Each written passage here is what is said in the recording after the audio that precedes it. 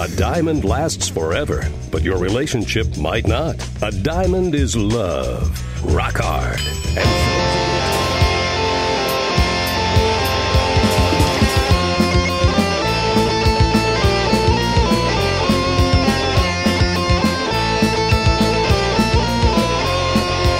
All right, welcome back, everyone.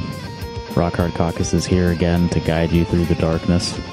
Evan and I are continuing our streak of Sunday recordings, Sunday episodes. Are we going to have to break that streak next weekend, by the way? Yeah, I believe so. Thought we might. I'll be out of town. Yeah. That's right.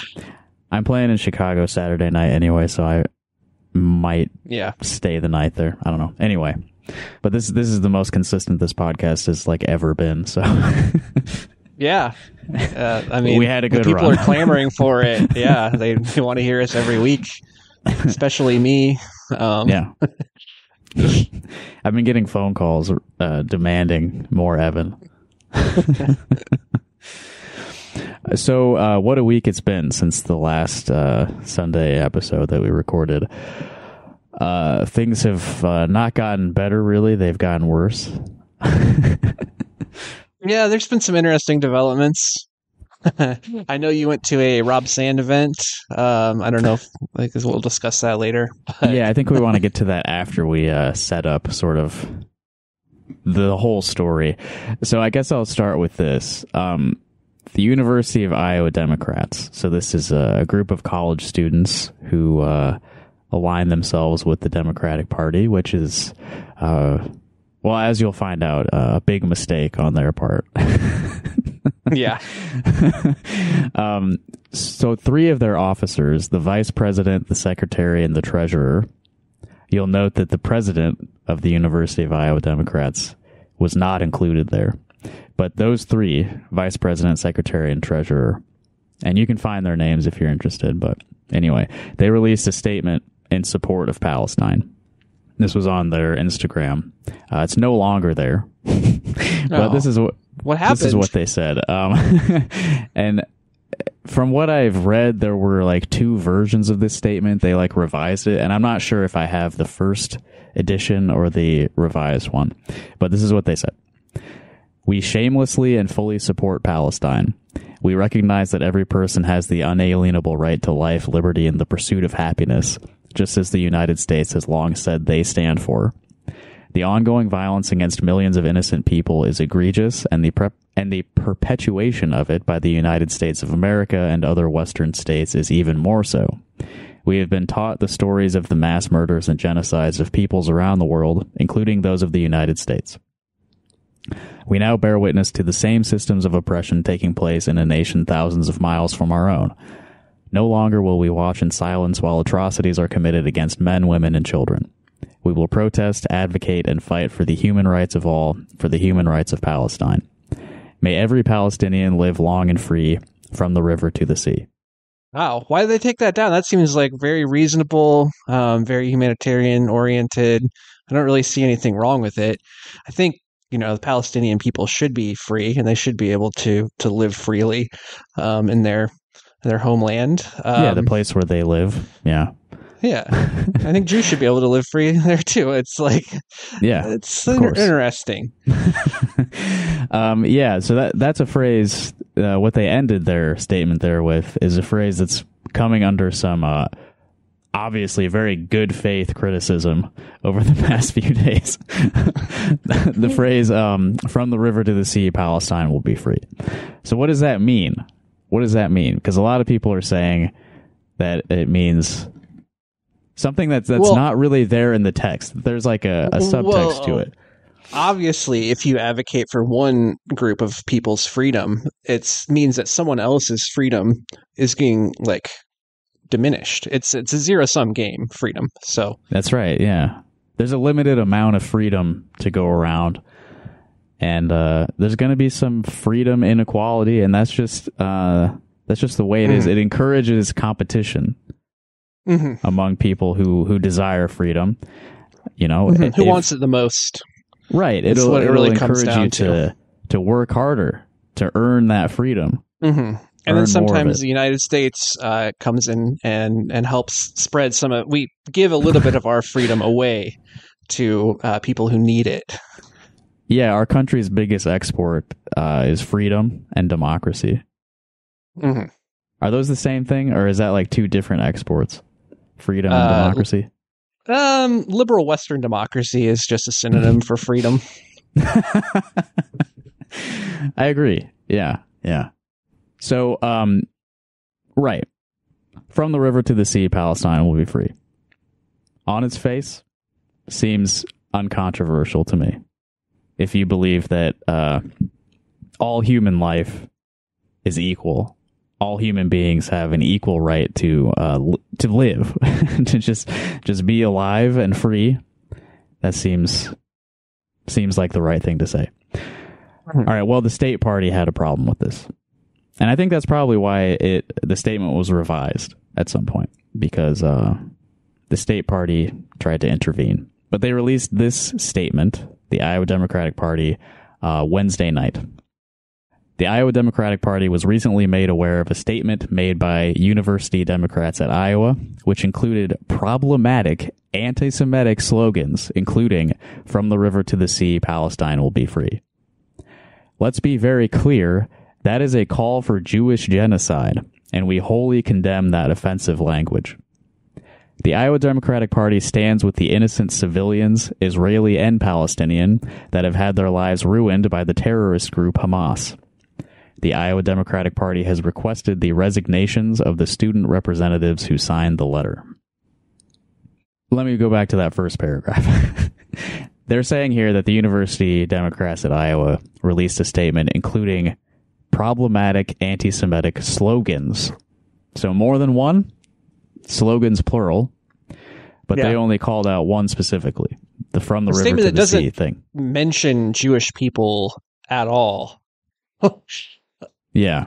Some jujitsu going on here. Some would call it Orwellian. Right.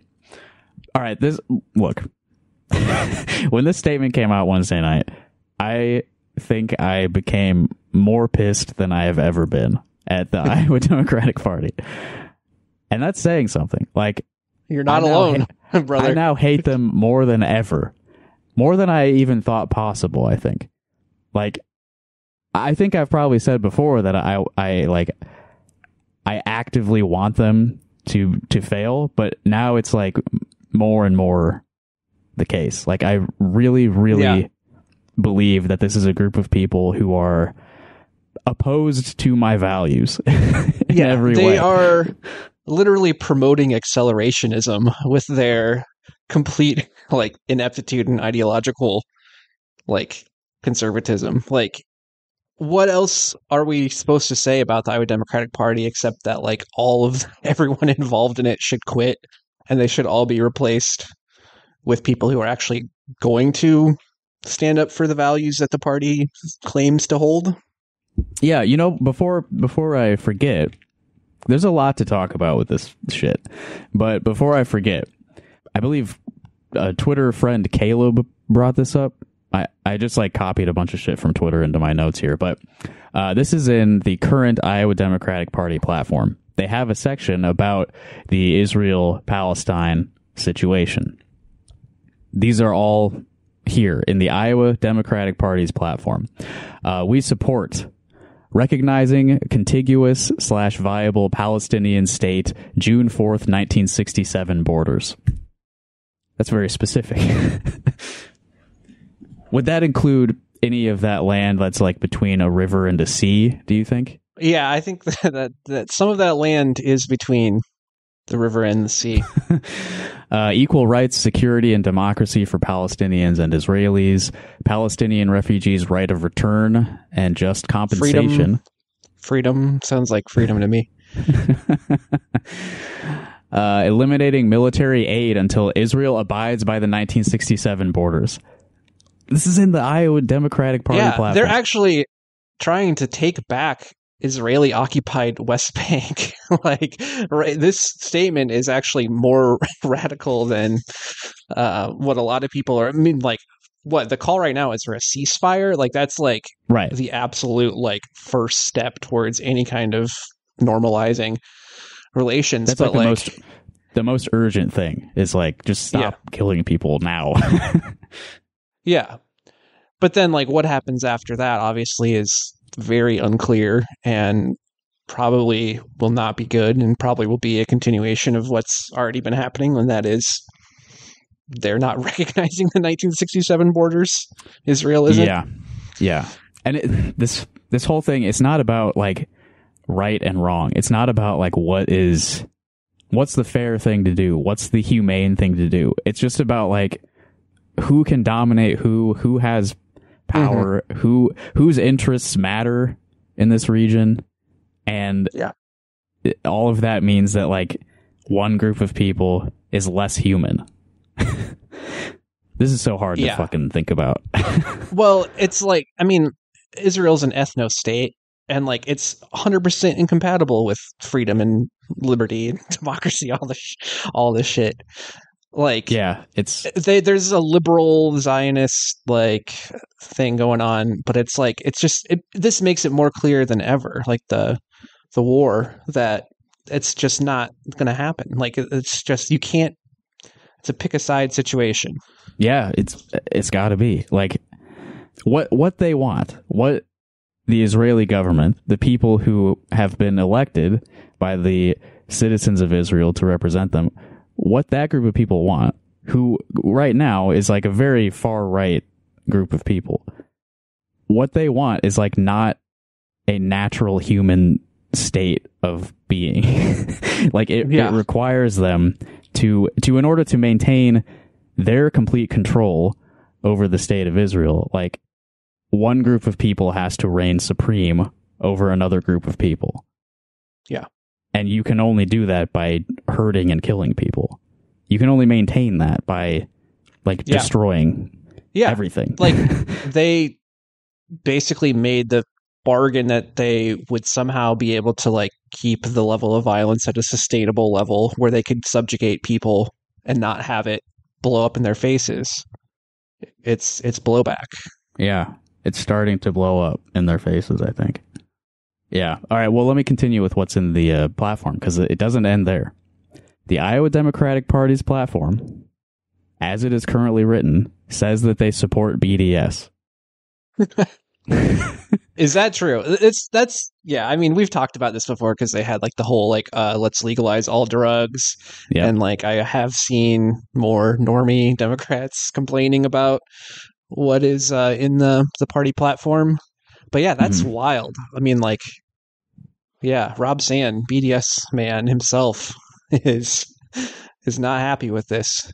Right. The people who are most dedicated to like trying to make Iowa a better place through electoral means, these are the people who submit platform planks to this platform and like go through the boring long process of like having these shitty conventions with all the people that run this shitty party, and they are the people who like put this in the platform just for it to be completely ignored by the people who actually hold the power.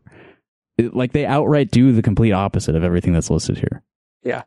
Ending Israeli/Egyptian blockade in Gaza, reopening the East Jerusalem consulate, automatic Palestinian political asylum in the U.S., Palestinian full UN membership, and then they oppose Israeli settlements in the West Bank and Golan Heights. They oppose BDS legislative interference. I pulled up an article where we can talk about that too later. Well, the Republicans passed that one. The Democrats are just enforcing it. They had to because it was written down on it's the law. Those are the rules. It's the law. Yeah. They oppose the separation wall. They oppose Israeli apartheid. It is called Israeli apartheid in the IDP platform. And they oppose the embassy, the U.S. embassy in Jerusalem, which was a Trump move, right? Yep. Okay, so that's what's in their platform. But instead of abiding by what the most dedicated people said they wanted the party to do, Instead, they're releasing statements accusing college students of calling for Jewish genocide because they said that Palestinian people should be free in the region in which they live. Yeah, and the thing to me is also insane is like I don't see how it's not an electoral win to make a clear distinction between the Democrats and the Republicans here. I mean, of course, I know there's geopolitical reasons for it, but I mean, I guess I don't know how much it matters, but I've been sort of like struggling with the thought of like, are they doing this for cynical electoral vote retaining or vote gaining reasons, or is this what they genuinely believe? And I'm leaning more towards the latter because I don't see how this helps them strategically. I think it's like, again, like a very old guard. I think that they're concerned about losing like older Jewish people who are obviously like a pretty solid electorate for the Democratic Party. Yeah. But I think that, I mean, this is just so like people see what's going on because like just it's interesting to see every like major like newspaper, their coverage is like slowly being like more and more about like we need to rein in Israel. They're like going too far and all this stuff. And it's like it just seems so obvious. Like you're going to win over young people. You're going to win over like Arab people. Like and it's in line with what again party is supposed to be about. And like it's so clearly obvious to like anyone paying attention that this is the opposite of. I mean, like Israel is like further right than Trump. Like it's closer to a fascist state than America is for sure. And like we have to support it. Like the most progressive president in our lifetimes like has no choice but to support it. And then like the thing is they're like a humanitarian pause, but then like Blinken is going to the Israelis and saying, we want to do this just so you can continue to do it at a later time. Basically, we want to buy you time to make it not look as bad. So again, like you can maintain a lower, more sustainable level of violence. Right. Yeah. Well, because they can absurd. They can see that they're losing a PR battle in a lot of sectors. Even if they do have, a captured sort of media ecosystem to some extent, like even like Wolf Blitzer, did you see that clip? Yeah. They're losing a lot of people, I think. Like even if people are not super willing to like put themselves out there and say things like from the river to the sea, Palestine will be free. They are, they're like most ardent supporters are softening. Yeah. A lot for of them. Sure. Yeah. Because we can see what's fucking happening. Like, there's only so much you can do with propaganda to sort of like undo what people are observing in reality. Yeah, there's only so many journalists that you can murder and murder their entire families. Yeah. Well, let me talk about in terms of like gaining, losing votes compared to the Republicans and like the daylight between the state parties on this. So I think the reason that this all happened, like the reason that the state party came out so forcefully against this group of college students who are part of a volunteer organization, basically like, again, like a group of people who are like most dedicated to seeing this party succeed are being completely thrown under the bus.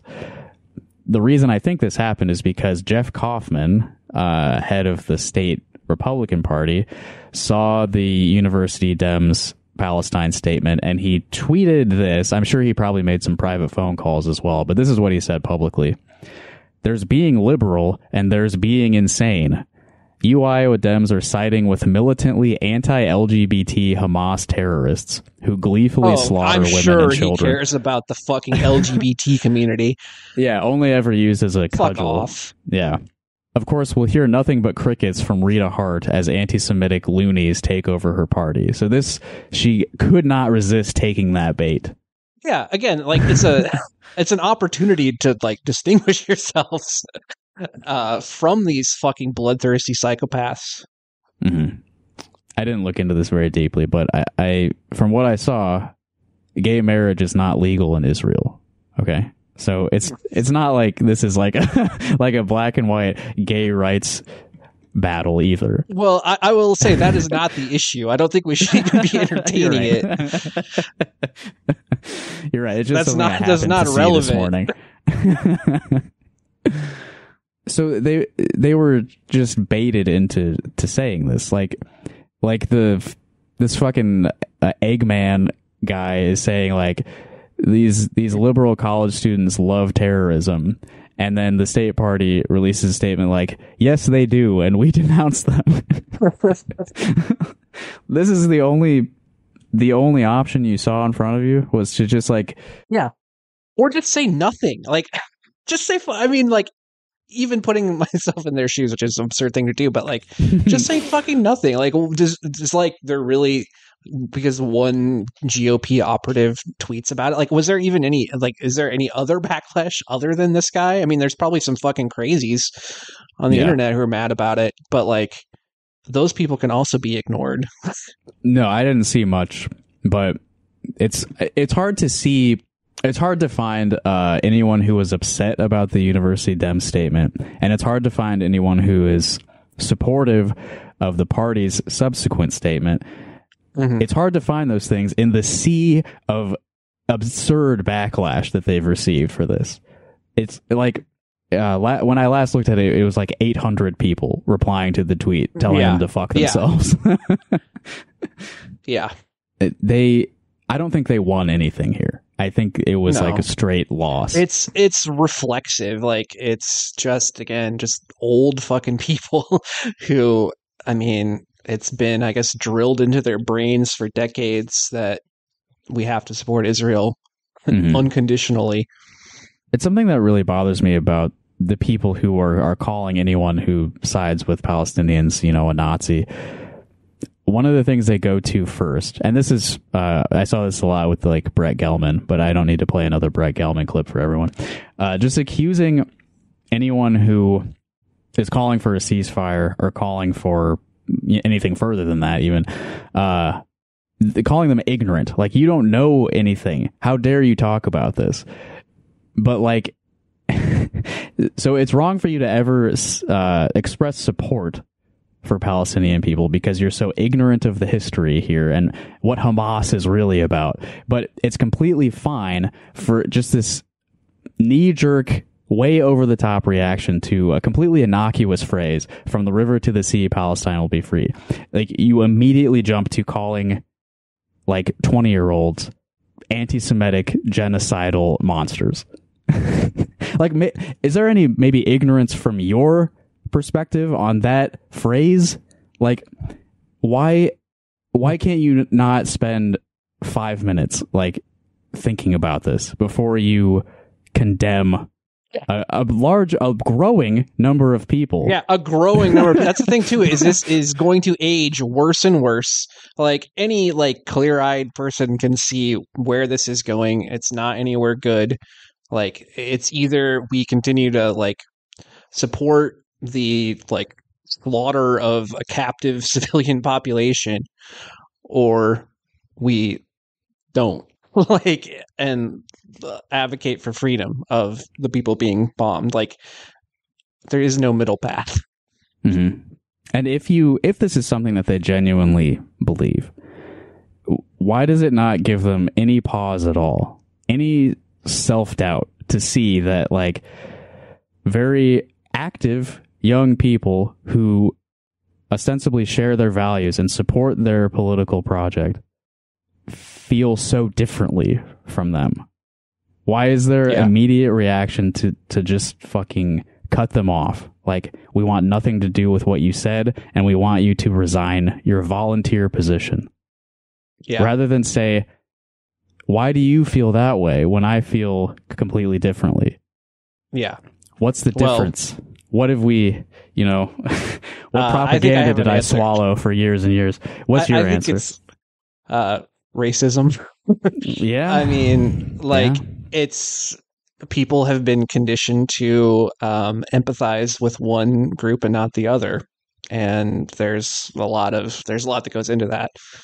But just people see again, they live in the same place, but we identify with Israelis as being like white people, and Palestinian people are not given the same treatment. And it's just so obvious reading any mainstream, just the way they report like death tolls or anything. Of course, Israeli citizens did die, and that's bad. But like they want to call anyone who like has any sort of like context for why that might have happened to begin with, like a sympathizer with terrorism. Yeah, much like 9/11. If you want to consider why something so horrible happened and how we could maybe prevent this from happening again in the future, well, why are you siding with the villains here?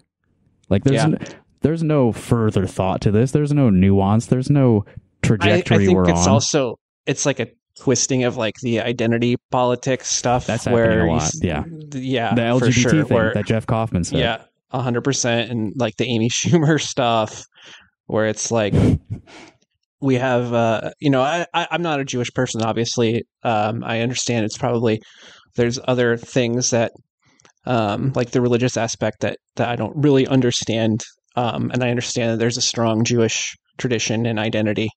Mm-hmm. But the thing is, it's been tied to, again, a state that is genocidal. And that it's just not feasible. Like, it's incompatible with, again, what your values are supposed to be. People with much larger platforms than us have repeated this a lot, but it is incredibly anti-Semitic to conflate all of Judaism with the present state of Israel.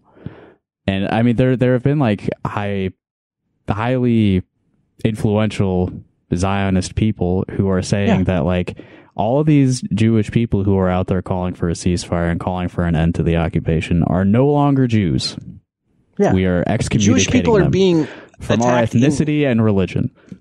People in Israel are like Jewish people are being attacked for protesting against the government, which is also like another crazy thing is that like the majority of Israeli citizens like want Netanyahu out for one reason or another.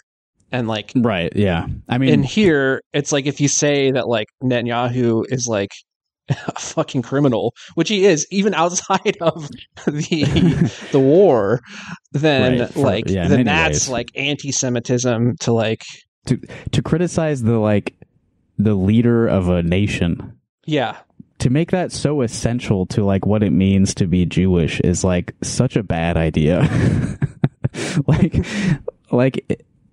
I don't know, just any criticism of somebody who like has control of a military. Yeah. And to say any criticism of that person is like bigoted. Yeah. That's so dangerous. No one's saying that people who don't like Joe Biden are Catholiphobes.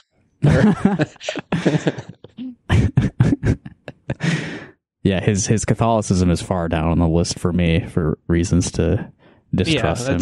I don't even. Yeah, I guess I actually forgot. I don't even know if he really talks about it. Yeah, yeah. So that's something he brings up a whole lot. Not anymore. Another result of this conflict between the University of Iowa Democrats and the Iowa Democratic Party, the Iowa State Democrats released a statement officially disaffiliating from the state party. I don't know how much. Good move. Yeah, I don't know how much it matters. I can't imagine that the Democrats at Iowa State is a big, powerful group on campus. Yeah. I mean, they're not. The Democrats on the University of Iowa campus have next to no presence when compared to like YAF and the TPUSA. There's a lot less money being astroturfed into the University Democrats, but there's less opportunities to convert people. If I was in a leadership position in a state Democratic Party and a campus Democrat group was like proudly releasing a statement that said, we no longer want anything to do with you, I would be concerned at the very least. Like, college students, I thought were like one of their core constituencies.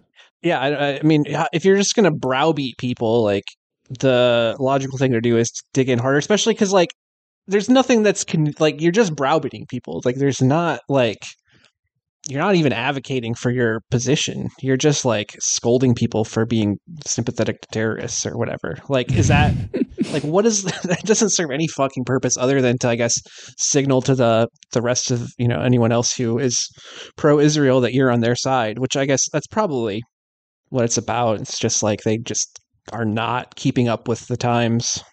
Yeah, They're it's just to alleviate the concerns of Jeff Kaufman. Yeah. That's one of their main concerns.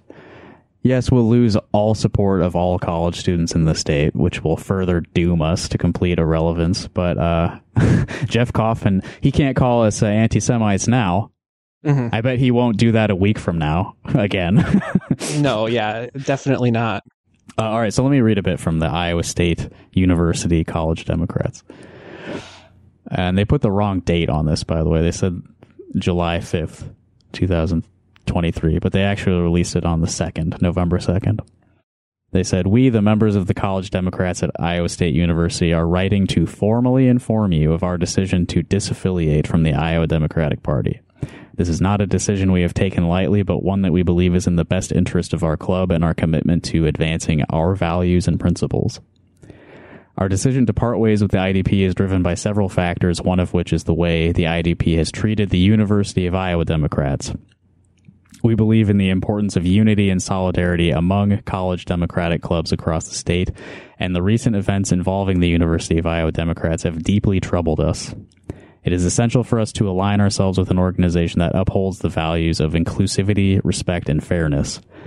And then they go on to basically say, like, if you're going to, like, call us genocidal anti-Semites if we express support for Palestine and then ask us to resign, why would we want to like respect your authority over us? Like, what do they have to gain from continuing to affiliate with the state party? Just so fucking stupid on every fucking level. Local media, of course, wrote about this with the nuance you would expect. This pissed me off even more. The Gazette headline: "State Democrats call for resignations at University of Iowa student group over anti-Semitic phrase." No quotes around that or anything, just no. It's an anti-Semitic phrase. KGAN: UI Democrats asked to resign after using anti-Semitic slogan in now deleted statement. KWWL: Iowa Democratic chair condemns anti-Semitic letter from University of Iowa Democrats. It's an anti-Semitic letter now. The whole thing was anti-Semitic. Not just that it contains a phrase that we think is anti-Semitic. It's the whole tone and the whole intent of the letter is calling for the death of Jewish people. And I'm sure they didn't actually print the letter in any of these articles, because it's, again, absurd on its face to say that it's anti-Semitic. Yeah, I don't know. I didn't look too deeply because it's like, what do I have to learn from this? Right. They're holding like college students to a different standard, or like to the same like standard as any Israeli official, who are like what the Liberal Party guy was like, we should basically take the entire population of Gaza and split it up between 100 countries, and everyone gets 200 or 25,000. That's the liberal solution, is to create a Palestinian diaspora. I wonder how, like, there's any like mirrors to that in like history, no shit, or like things that might have resulted from doing, like forcing people to migrate against their will. The cycle continues. I wonder how you, like, what transportation methods you might consider if you were like forcing an ethnic group to relocate. Would you put some of them on trains, maybe? Yeah. Jesus. I pulled up a tweet from Rashida Tlaib about the phrase that we've been discussing, because she is also being thrown under the bus by her entire party, including someone I thought was a close ally of hers, Bernie Sanders. Mm-hmm. She is, I believe, the only Palestinian member of Congress in our country. So there's the libertarian guy too. There's Justin Amash. He's no longer in Congress, right? I think he's is former. He not? I think you're right. You're right. Yeah, but yeah. I think I heard on Trillbillies that he was Palestinian, which I don't know if I knew before. Yeah. So obviously this is close to home for her. And you would think that, I don't know, people would have some fucking empathy for her. So she said this on November 3rd, which I think, yeah, that's the day after the state party threw those college students under the bus. Rashida Tlaib said, "From the river to the sea is an aspirational call for freedom, human rights, and peaceful coexistence, not death, destruction, or hate. My work and advocacy is always centered in justice and dignity for all people, no matter faith or ethnicity." Yeah. Spot on. But it's also like, how many people calling for, like, again, like if you look at like pretty much any Israeli official, what they're saying is like explicitly genocidal. Like generally people who are like doing genocide like can't, or like promoting genocide like can't help themselves from making it like super obvious. Yeah, like, I mean, there's no like if crypto you are, genocide. if that's your goal is to wipe out a group of people, if that's something you are working towards and something that you genuinely want to happen, you are extremely evil, and that is hard to hide. Like something being that wrong with the way that you think, you don't know how to guard against that because something is deeply fucked up with you. Yeah, and there's also deeply fucked up people on every side of every issue, and it's like even if they're, and I'm sure there are people saying horrible anti-Semitic things. Of course, anti-Semitism is real, right? Yeah, yeah. Like the that city council meeting that I talked about a couple weeks ago, there were people calling in and using the situation to advance their own, anti-Semitic conspiracy theories. Yeah. But then they go around and act like those people are like representative of like that's me. Yeah. Large, huge, peaceful protests that like they're not saying any anti-Semitic stuff there. I promise you, any of these people who were to like go to a Palestine rally and listen to the speakers there, if they were to interpret anti-Semitism in any of that, it would be like just a reflection of their own biases and their own like fears. Yeah. Again, you shouldn't fear freedom. Like they literally fear freedom of Palestinians. Right. And why is that, do you think? I mean, racism. I mean, it's like very deeply ingrained. I'm sure a lot of it is like just generational. I don't know. I've seen a lot of articles talking about how like older Jewish people have a lot more like of a tradition of like speaking Yiddish and like all this stuff. And I think, I don't know, there's so many like secular Jews. It's probably like a big split between religious and secular Jewish people. But yeah, I don't know. It's obviously years of history and years of bitterness. Yeah, I've seen it compared a lot to, the end of slavery in America and the end of segregation, and how there was such a resistance against that by racist white people, because it's like what are they going to do when they're free? Right. Right. Like, and there's all kinds of that. Like Palestinians can't live in Israel because what they might do to us. What are they going to do? Like, yeah. Interesting. Interesting. Yeah. If we don't keep them within these walls and constantly bomb them and keep their numbers low, like what are they going to do to us? Yeah. You must open your heart to love and submit to the will of the universe. There's some secular religion for you. Yeah. Well, okay, so we should talk about the other thing that happened. So I got so mad from this, and Evan and I are both on Rob Sand's email list. He's the state auditor. He's the only statewide elected Democrat, so he holds a lot of influence over Iowans' perception of the Iowa Democratic Party, even if he doesn't want to think of himself that way and tries to present himself differently. He is the Democrat of Iowa right now. Yep. That's how he promotes himself. I mean, he loves to promote himself. Yeah, and he promoted to his email list that he was going to appear on some kind of television program. Getting ahead of myself, but okay, I attended this thing and I still don't fully understand what it is. So I at first, I registered a ticket to this TV show he was doing in Cedar Falls, just as a joke. And like, you know, maybe I'll go, maybe I won't. But then I was getting just so mad about this college Dems versus state party thing that I was like, I'm going to fucking go up there and I'm going to confront him about this. So on Thursday, Rob Sand appeared on a program called Iowa Talking Points. Now, I didn't know this at the time, but this is like a conservative show.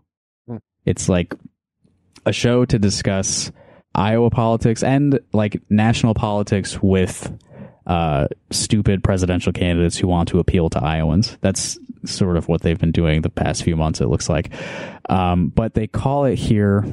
There it is. Okay, so the Iowa Talking Points YouTube page in the About section, this is how they describe their show. Talking Points is a digital broadcast for all people in Iowa, regardless of political affiliation. The goal of this production is to give conservative thoughts and ideas a platform in the media landscape. It's a panel-style production with commentary and opinions from political and business leaders in Iowa. So this is an effort, finally, to get some conservative thoughts and ideas into the Iowa media landscape. And business leaders? My God. Yeah, the implication there is like, damn, the media is so damn liberal here in Iowa. We got to get some of our own ideas out there. So they filmed this at like an advertising company's building. Mudd Advertising. It's MUDD. And Rob Mudd is one of the guys who's on the panel. Cool name. Yeah, Rob Mudd. Rob Mudd. And this dude, let me tell you, he was the dumbest and craziest guy up there. He kept trying to bring the conversation back to like crime, like rising crime rates. And he mentioned Chicago many times because I guess he used to live there. And yeah, he's just like a right wing. He's a Fox News uncle. It seems like that kind of guy. Like, for example, they took audience questions, and one of the audience questions was about Biden's open border. And when the host read that, I looked around like, who the fuck asked that? And Rob took this sort of like standard Democrat position of like, well, there's been a record number of drugs seized at the border, so that's not what I would consider an open border. And then this dude, Rob Mudd, this is just to give you an idea of this guy's politics and his ability to sort of pivot and shift the narrative. He said, well, another way to interpret that is because the border is open, more and more criminals are showing up at the border because they know it's open. And he just said this like it's like a fucking straightforward, normal thing to believe and say. Wow. Another member of the panel was, what's his name? Gentry Collins. Gentry. Man, these guys all have great names. Gentry Collins. Gentry Collins. Montgomery Gentry Collins. Gentry Collins has run large-scale advocacy and brand management efforts across multiple industries. He is the former national political director at both the Republican Governors Association and the Republican National Committee. So straight up a Republican Party operative. They also list Eric Branstad on the Iowa Talking Points team. I didn't see him there. He wasn't on the show, but, you know, son of former Governor Terry Branstad. He's a fucking idiot also, by the way. Oh, yeah. And then the host was Jeff Stein, not the Jeff Stein from Vox. Yeah, I was going to say that. That'd be an interesting choice. So Jeff Stein is like a radio guy. He's on KXEL, which is an AM AM talk station up there in the Cedar Falls area. I looked at their programming, their schedule, broadcast schedule on KXEL 1540. They got Red Eye Radio, America's First News with Gordon Deal. I don't know who that guy is, but the more recognizable names: Glenn Beck, Sean Hannity, Mark Levin, Todd Starnes, Bill O'Reilly. So it's a nonstop. God. Todd Starnes, forgot about him. Yeah, nonstop conservative talk radio. That's who That's who is producing this show. It's a deal between conservative talk radio and mud advertising, it seems. Jeff Stein, I actually talked to him for a minute after the show. He seemed like a really nice guy. Again, I went into this not fucking knowing anything. And then when I got home, I looked at Jeff's Twitter, which is @IowaPolitics. One of the first things I saw was him retweeting someone saying, I really miss Rush Limbaugh and Andrew Breitbart. It's like, oh shit, okay. He's that kind of guy. How many people were there other than you? Like 12. A dozen, yeah. Pretty small audience, but from what I was told, it's like the biggest audience they've had there in a while. Man. And it starts like before people get off work and stuff. So like, you know, it's probably mostly retirees or just people whose job is politics are probably the people who show up there. The most recently they had Asa Hutchinson on before Rob. In fact, if you look at their website, it's at iowatalkingpoints.com. They haven't uploaded the video of the Rob Sand thing to their YouTube yet, but you can find the video of it, and like the opening like slide, it still shows Asa Hutchinson on the Rob Sand episode. So yes, Rob Sand, highest elected Democrat in Iowa, he's going on this very openly conservative program to discuss politics with them. We don't need to talk about like the whole thing. It was pretty interesting. I mean, it's just like standard Rob Sand shit, but like to see him in that environment and sort of like how he was received while saying his like wishy-washy, I don't like partisanship. I think we should have ranked choice or whatever. Like, wait, that's not how I remember him sounding. Can you you're say right. that Sorry. again? I don't like partisanship. I like ranked choice. Yeah, ranked choice. That's going to save us. But what I really want to play, like I said, they took audience questions, and I went up there to confront him directly. So I wrote a question down on one of the cards to see if Jeff Stein would read it. I was afraid he would skip it because, I don't know, it's a dangerous topic. But here is Jeff Stein asking Rob Sand a question that I wrote. The individual writes, last night the Iowa Democratic Party released a statement calling for the resignation of 3 officers of the University of Iowa Democrats. The students had expressed support for the people of Gaza, and the IDP accused them of calling for a genocide of Jewish people. As the highest-ranking elected Democrat in Iowa, did you have any input in the decision to release last night's statement? No.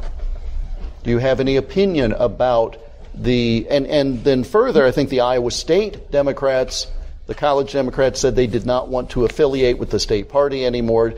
Any sense on a broader level of the role of the state party and some of these campus organizations?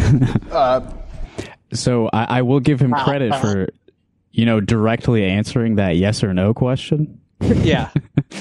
But yeah, there's a little bit more, being asked here. Yeah, and honestly, I believe him. I don't think Rob Sand had to have any input for them to release a statement that terrible. I think they're perfectly capable of. Yeah, I don't know if Rob would even bother to wade into that. Yeah, I agree. I don't think he's lying there. I don't think that they really.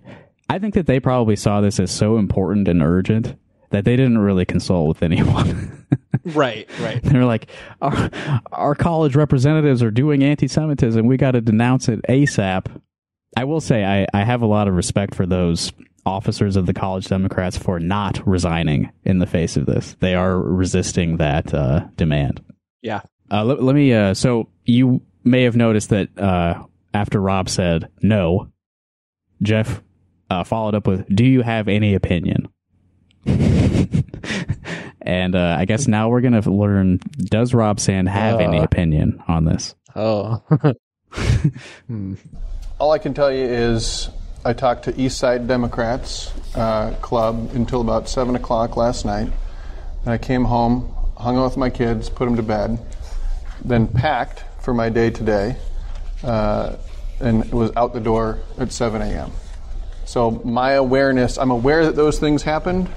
I'm about as aware as I have about as much information as was on that little card that you just had in your hand. This is obviously an issue that gives a lot of people really strong feelings. The party, they do their own thing.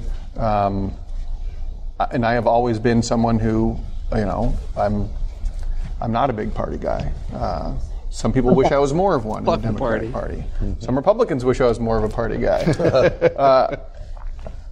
That sort of stuff just typically tends to me to, I look at that and I say, again, serenity prayer. Where can I make a difference? I want to focus my energy where I know I can have an impact. All right. Context. He brought up the serenity prayer earlier in this conversation, which for anyone who maybe doesn't know, that's the thing that people say, and it's often in like a cross stitch on the wall at your grandma's house. It's like, God, please give me the courage to change the things that I can, the serenity to accept the things that I can't, and the wisdom to know the difference, right? Serenity now.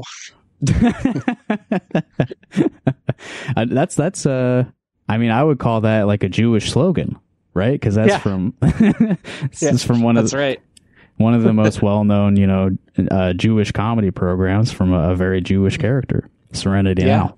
Yeah.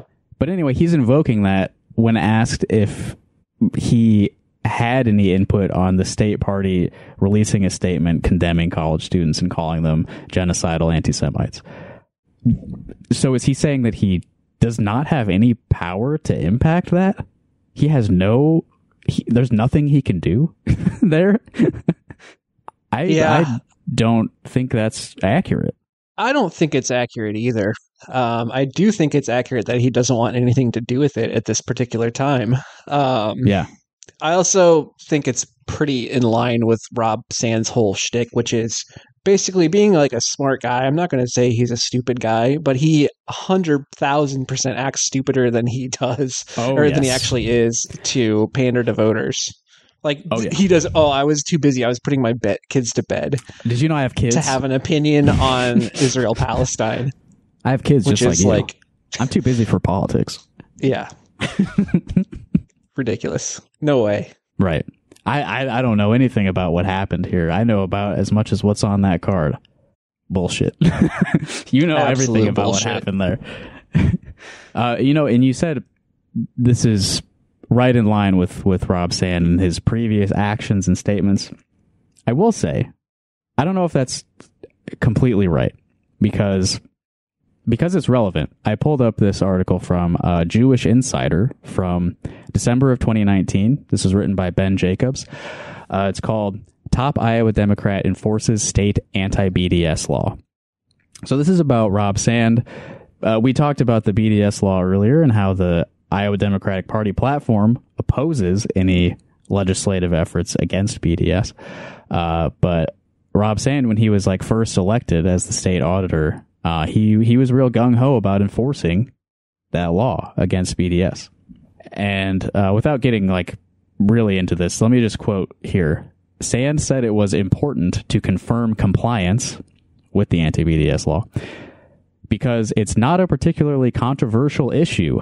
Israel is a great ally to us.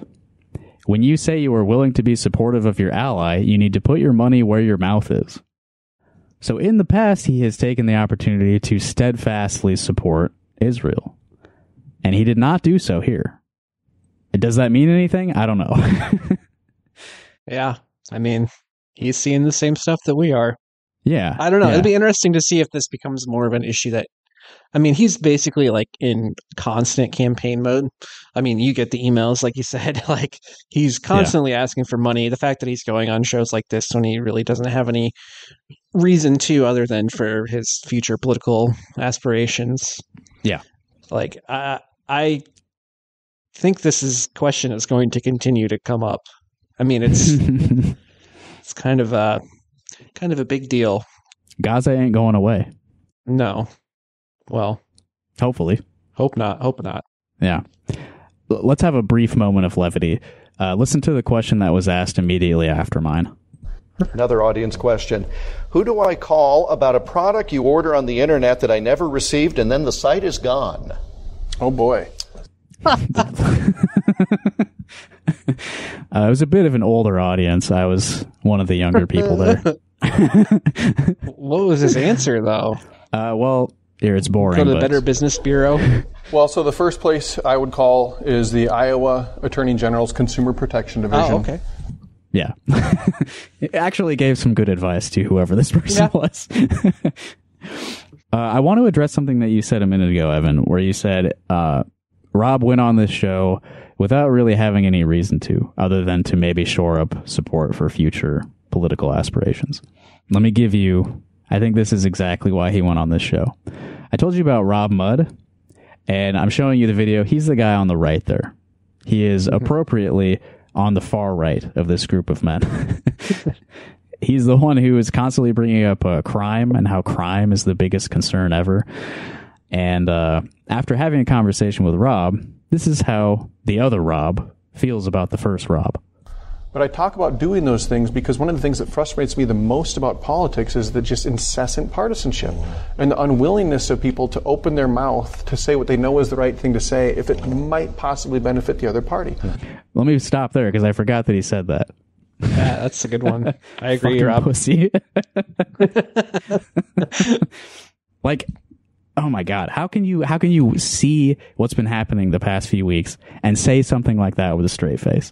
Like, it drives me crazy when people don't just open their mouths and say the right thing when in the face of absolute, like, you know what's right and wrong. Take your own fucking advice, man. I gave you the perfect opportunity to stand on the right side of an issue. That's right. Anyway, he continues with his hatred of partisanship. On social media, I defend Republicans. I criticize Democrats. Why? Because it's the right thing to do. But then, I think this is important, I go out there and I talk about it because I care about it. And because I think there's people who will care enough to lend me their support, even in the current system where the incentives go opposite direction, where I'm swimming upstream. I'm hoping that there's enough people out there that care about that want that it's actually going to be beneficial. Now, even if it's not, I'm going to do it anyway. Because to me, I'm not doing it because it's convenient. I'm doing it because I think it's the right way to do it. Well, we had more politicians like you. Thanks. Because you're very genuine in what you say, and it comes across strong. Appreciate it. Wow. Making alliances. He really won him over. Wow. Maybe, see, this is actually really what we should have said at the beginning is Iowa Democrats, you need to just focus on low information, like Republican-leaning voters. You need to do that again. You need to only focus on the suburbs. Don't worry about any poor people. Don't worry about any minorities. Don't worry about college students. Definitely don't worry about us, but just keep knocking them doors in Waukee, brother. Let's go. Yeah. If Rob Sand can get a statement of, I guess, support from a clearly right-wing advertising executive, you know, you could win anyone over. Yeah. Oh, yeah, I should have mentioned Rob Mudd is, his official title is the Chief Futurist of Mudd Advertising. Hell yeah, that's cool. Futurism it's a cool word. He's like a cyborg or something. Yeah. So yeah, the camera was not on Mr. Sand while he was being praised there, but if the camera had been pointed at him, you would have seen his pants get slightly tighter there as he was being praised by a Republican. I saw that with my own eyes, but it wasn't on camera. All right, one more thing from this video, just because it's fun. Here is Rob Sand saying "hog wild." If they wanted to just go hog wild. That's a fun just soundbite. He's talking about school vouchers. Oh, okay. I thought he might be talking about hogs. No, and then he said it. He said it again. But here's an important piece of this, right? When I'm saying it's hog wild and there's only one thing they can... Okay. I just wanted everyone to hear him say hog wild. I wonder if he just has a list of like Iowa phrases that he like reads every night before bed that he can deploy. Yeah, I just got to make hog wild part of my lexicon. More shit with pigs, you know. Pearls before swine. Yeah. Right. Okay, so yeah, I also wanted to contrast what Rob was saying there, how he has nothing to do with like the inner workings of the party. He's not a big party guy. Contrast that with what he spent all day yesterday doing. fucking gallivanting around Des Moines with Senator John Fetterman, who has made himself one of Israel's biggest American cheerleaders lately. Those two just skipping around hand in hand, drinking milk and eating pizza. Yeah. John Fetterman recently being confronted by a constituent about Israel-Palestine, completely stone-faced, and then brings in his security to remove the man from his presence. Yeah. Pretty epic shit. I like that he wears shorts, though. That's pretty cool. Yeah. I like that he drinks milk with pizza, too. I mean, it's a baller move. Better been A&E. Yeah, all my favorite Rob, guys get do your that. pandering straight. Fetterman, who was in Des Moines, by the way, because he was invited by the Iowa Democratic Party, who Rob very forcefully distanced himself from on Iowa Talking Points. But he's hanging out with and, schmoozing with their invited guest. At their big fundraising dinner. Yeah. An effort to raise their own profile, raise money. You're part of this fucking system. Don't pretend that you're not. You do support this party, and the party does support you. You do love Israel. Stop bullshitting. Yeah. It's not that's the funny thing too about Rob. It's not like he's taken any controversial stances that are really outside the mainstream of the party. Right. In fact, again, he's focusing on just the most centrist swing voter people possible. The people who show up to park pavilions because they don't have anything else to do, so they can see Rob Sand speak about going hog wild. Yeah. One other thing to say about my time in Cedar Falls the other day. After the show, I met Sarah Corkery, who's running against Ashley Hinson for Congress. And I didn't tell her I had a podcast or anything, so it's not like I interviewed her, but she's nice, and she sort of told me. I talked to her. I told her that was my question about the thing with the college Dems and stuff, and I was like, I feel like it's a bad move for them to throw college students under the bus like that, and she agreed with me. So it's not like I got her to say from the river to the sea, Palestine will be free, but she seems to be a normal person who can recognize that this is a bad strategic move, at least. And she was very nice to me. Someone should. That's good, but someone should reach out to her counterpart, Christina Bohannon, who did the opposite of that on Twitter and made another very shitty statement that I also saw was edited. I don't know what they edited, but I like that it tells you that now.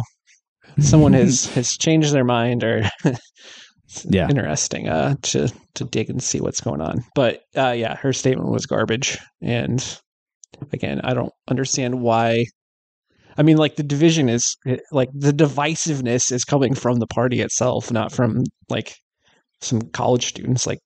You are the ones being divisive. So I don't know what, you're just scared and have to distance yourself from anyone who actually speaks their mind, unlike Rob Sand. Anyone who's taking a bold stance that's sort of counter to the interests of America's foreign policy. Any American who opposes Joe Biden's fucking policy agenda in any way, can't do that. That's outside of our democratic norms. But there was an older guy near us when I was talking to Sarah Corkery who told me he's a retired CWA union member. He used to work at the telephone company, and he was he told me it doesn't seem right for them to be blowing up a hospital full of hundreds of people in order to kill one terrorist. And I was like, yeah, I think you're right, man. Yeah. So that was another thing I saw. Apparently the Biden administration has been asking Israel to use smaller bombs. Yeah, I just saw that too. This is their commitment to reducing civilian casualties. Just smaller bombs. It doesn't really matter how many of them. You can use, we'll give you as many bombs as you need, but smaller ones, a little more surgical strikes, where you only, instead of destroying a whole block, you destroy just one person's home. Right. Well, I think to close us out today, the city and school board elections are coming up this Tuesday, the 7th. And we got a letter, actually, relevant to the upcoming election. If you would like to send us any mail, the address is P.O. Box 5336 in Coralville, Iowa, 52241. This is a letter we received. It's kind of an endorsement of somebody. It reads, "Hello, Rock Hard Caucus. My name is Asmodeus Stockwell, known to my friends as Baby Asmo. I'm writing to voice my support for Andrew Dunn for Iowa City Council. Mr. Andrew is a good boy and will continue to do good things for Iowa City." Context for anyone who doesn't know, Andrew Dunn is an incumbent member of Iowa City Council and is running unopposed. So this is an endorsement without much stakes. When I was born and my dad, Bucky Stockwell, was thinking about giving me a postnatal abortion due to the fact that I am a Lutheran lizard baby, Mr. Andrew was one of the people who talked Dada out of it. Ow. He told Dada, even though your wife Ladybird corrupted your son with Lutheran dark magic, he is still your son and has so much to offer the world.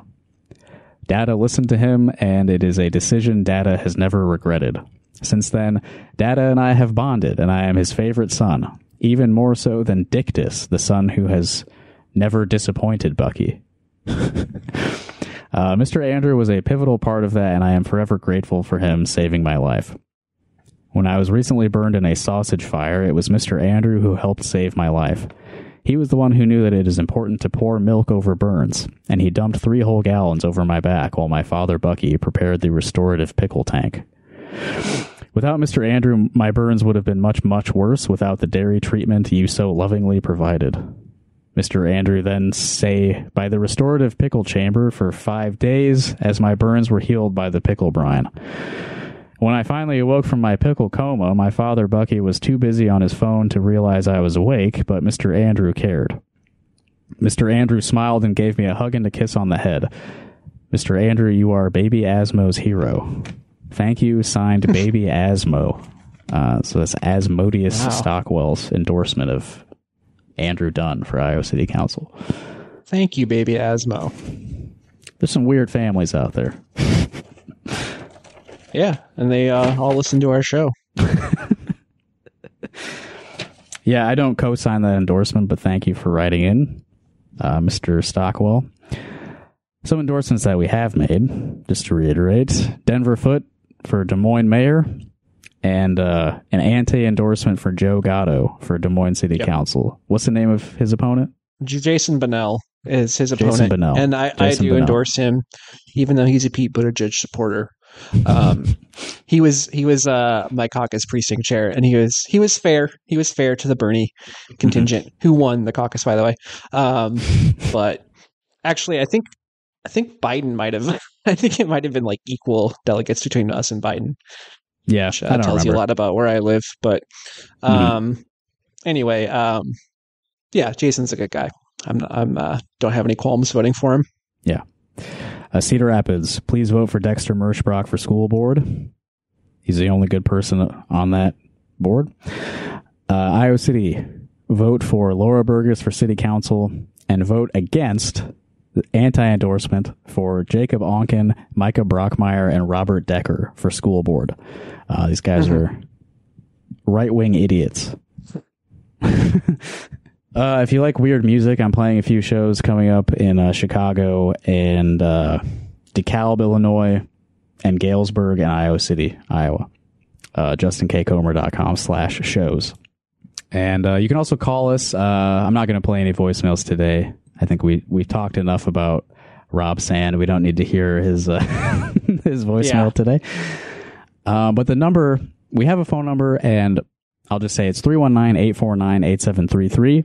And you could, as one person did this week, you could call that number to tattle on people who are associated with this podcast. If someone was perhaps rude to you on the internet, you could call us at 319-849-8733 and whine to us for 3 straight minutes. Yeah, and we will put the recording into a trash can. I'm not going to say your name. I'm not going to give you the fucking excitement that you crave from being ridiculed. If anything, like you leaving a 3-minute long voicemail kind of just proves that you deserved it in the first place. All right, and I'm going to close out today's show with some music from Iowa City's favorite hardcore band, Boot Camp, who are also on tour right now. You can find them playing shows near you if you are in or around. What day is it? It's the 5th. If you are in or around Sacramento, San Francisco, Los Angeles, they're going out of the country. They're going to Tijuana. They're going to Phoenix, Albuquerque, Oklahoma City, Kansas City.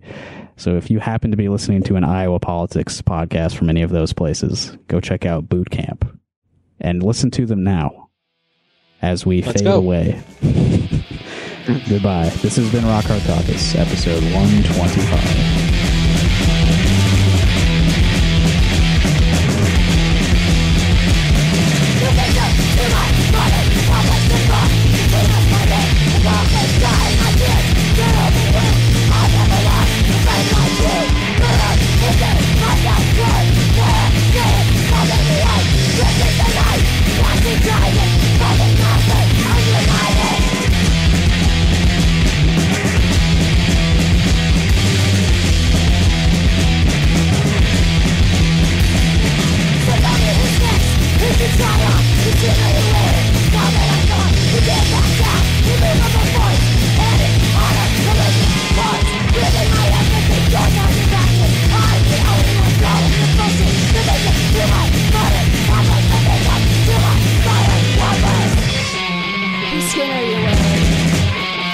Skinner, you wear?